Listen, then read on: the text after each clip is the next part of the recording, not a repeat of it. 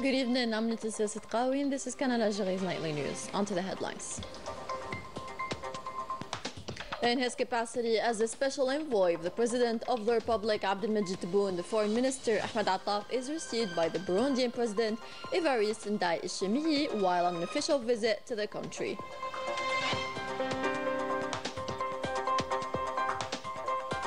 Army General Said Shingriha, Minister Delegate to the Minister of National Defense, Chief of Staff of the PNA, presides over the proceedings of the annual meeting of the military health personnel at the Military Health School in the 1st Military Region.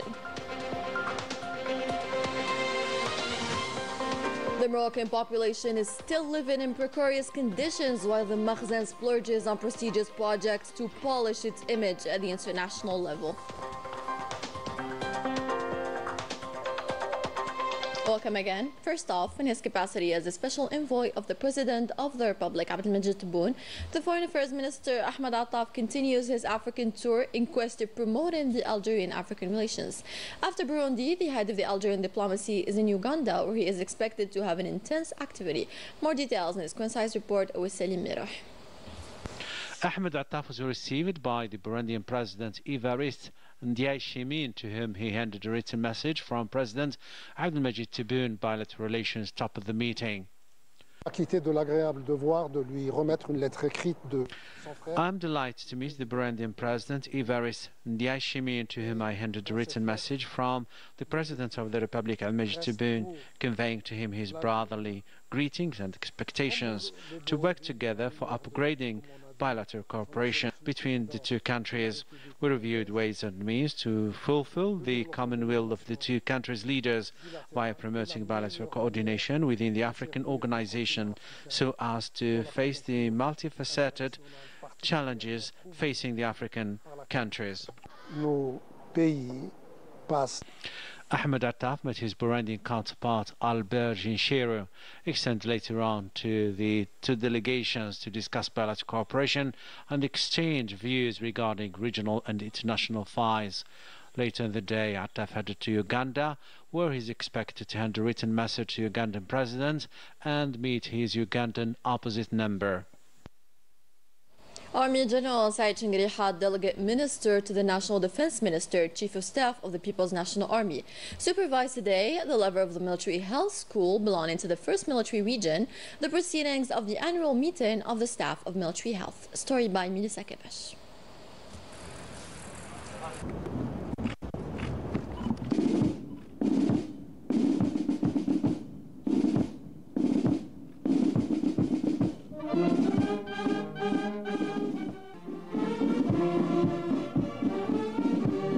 After the welcoming ceremony given by the commander of the 1st Military Region and the Central Director of the Military Health Services, the Army General followed an exhibition presented by the Central Director of the Health Military Services regarding the development plan progress of the Directorate, as it also included the activity report contained in the 2023-2024 program plan, in addition to another exhibition on the future projects at the level of the People's National Army's health facilities.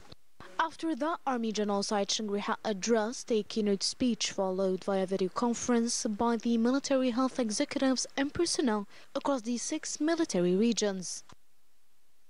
يجدر بي في المستهل التعبير عن سعادتي بالاشراف على الاجتماع السنوي.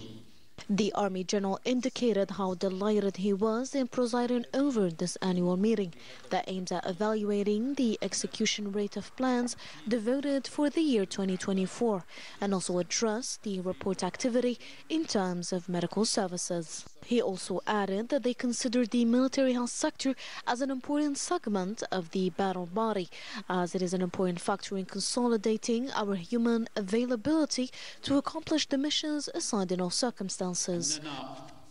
نعتبر قطاع الصحة العسكرية جزءا لا يتجزأ من مقومات وقدرات قوام المعركة. Army General ensured a good medical care of the military personnel across all military regions, notably at the level of border zones of the Big South. الصحية لإخواننا المواطنين لا سيما منهم المتواجدين على مستوى المناطق الحدودية في جنوبنا الكبير هي المهمة الرئيسية التي نسعى من خلالها إلى تجسيد الأمن الصحي لجيشنا ووطننا. The Army General then listened to the interventions of the military health executives before giving them a number of instructions and guidelines on the necessity to improve the work services and methods so as to promote the quality of medical care of the personnel.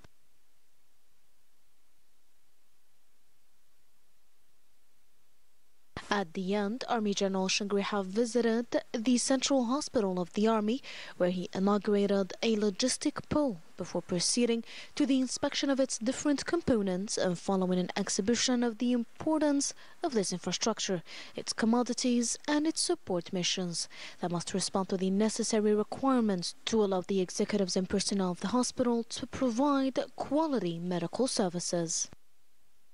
On this occasion, Army General stressed the necessity to unite efforts so as to preserve and ensure the condition of this important asset with an aim to enable it to fulfill its missions and help improve the military central hospital's services.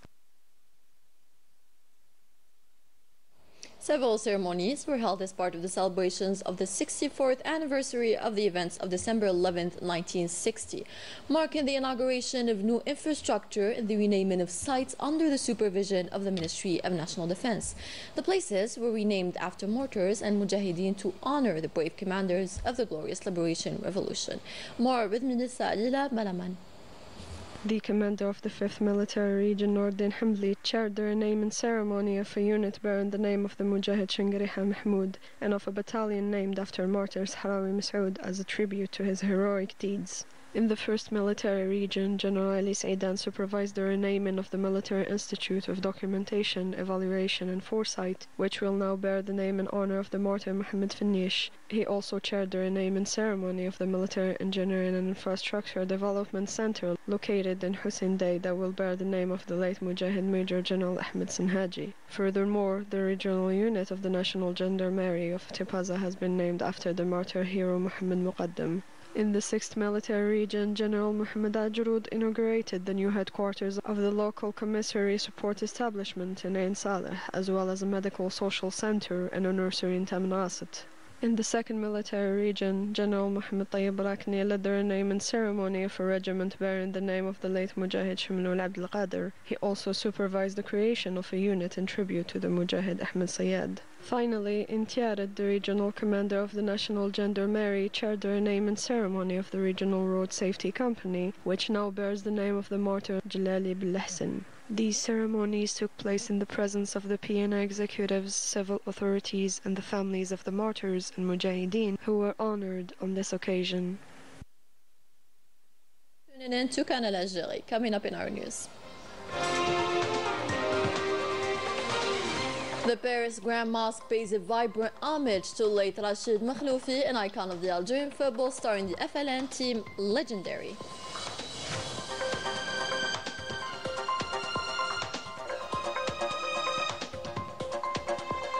In international news, the Moroccan population is still living in precarious conditions while the Makhzen regime splurges on prestigious projects to polish its image before the world, completely ignoring basic needs of its population.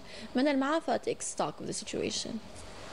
The Moroccan regime, known as the Makhzen, seems to be living beyond its means, prioritizing a major sporting event over a population struggling with soaring living costs. In just 20 days, the National Treasury has borrowed 22.9 billion dirhams, with 680 million dirhams allocated to infrastructure for the World Cup. An event aimed at boosting Morocco's international image but leaving its citizens to bear the financial burden.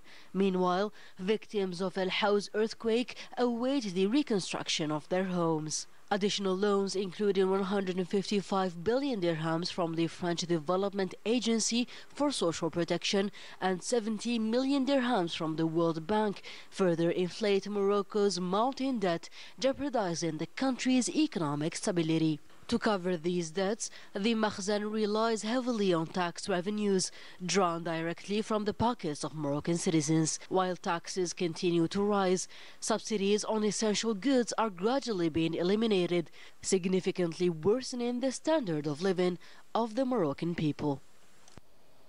Sports now. The Grand Mosque of Paris hosted a vibrant homage to the late Rachid Makhloufi, an opportunity to recall the long career of this football icon, as well as his humanitarian and professional qualities.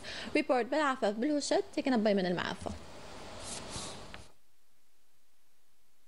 A diverse audience spanning generations, nationalities and faiths all gathered to celebrate the legacy of one man. Rachid Makhloufi, an iconic figure, left his mark both through his commitment to independence and his brilliance on the international football stage. This remarkable journey was honored in a conference hosted by the Grand Mosque of Paris. He was a true legend, humble and an icon. Incroyable, quelqu'un de humble. A player ahead of his time, he combined exceptional technique, movement, tactical insight and execution. But Makhloufi did not limit himself to fighting for Algeria's liberation. With determination, he also worked tirelessly to help build the nation after independence. He was also celebrated as a national team coach. He won several trophies, including the 1975 Military World Games and the unforgettable 1982 Algerian journey for the World Cup. On this occasion, many players whom he had personally selected and trained came to pay their respects, honoring his legacy and memory. I was only 19 years old when he called me to play for the national team. He was an exceptional man. In the hall, the young audience was captivated by his sports and political stories. Some even expressed their admiration by creating a mural in tribute to this legendary generation. He is an Algerian legend. Preserving his memory was another key goal of the conference, as noted by the Dean of the Grand Mosque of Paris, who highlighted the educational and emotional significance of this homage.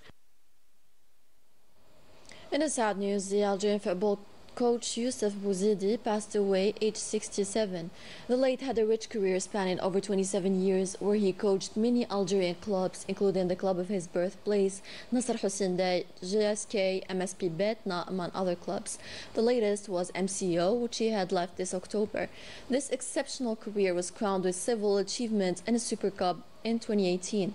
The head of Folit Sadi addressed on his behalf and on behalf of all the members of the Federal Bureau his sincere condolences to the late's family and to the whole Algerian football family. Indeed, to Allah we belong, and to Him we shall return. Still in sports, the draw of the Algerian Cup competition held today here in Algiers yielded mouth-watering games, including the Algiers Saoura and US Khanchla, in addition to the two derbies of the capital, bringing Mouloudia of Algiers to US ES Ben Aknoun and USM Harraj to Ain Hussein Day.